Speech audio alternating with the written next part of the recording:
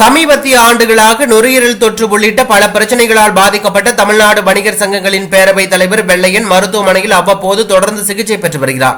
இதற்கிடையே கடந்த 3ஆம் தேதி உடல்நிலை பாதிக்கப்பட்டதால் சென்னை அமைந்தகரையில் உள்ள தனியார் மருத்துவமனையில் வெள்ளையன் அனுமதிக்கப்பட்டார்.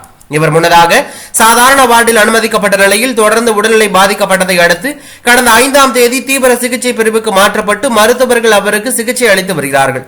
இந்நிலையில் எம்ஜிஎம் ஹெல்த் கேர் மருத்துவமனையின் மருத்துவ சேவைகள் இயக்குநர் மருத்துவர் ஆனந்த் மோகன் பாய் வெளியிட்டுள்ள அறிக்கையில் வெள்ளையின் நுரையீரல் தொற்று காரணமாக அனுமதிக்கப்பட்டுள்ளதாகவும் தீவிர சிகிச்சை பிரிவில் உள்ள அவரை மருத்துவ நிபுணர்கள் கண்காணித்து சிகிச்சை அளித்து வருகிறார்கள். இந்நிலையில் தற்போது அவரது உடல்நிலை கவலைக்கிடமாக உள்ளதாக அவர் தெரிவித்துள்ளது தற்போது பெரும் பரபரப்பையும் அதிர்ச்சியும் ஏற்படுத்தியுள்ளது.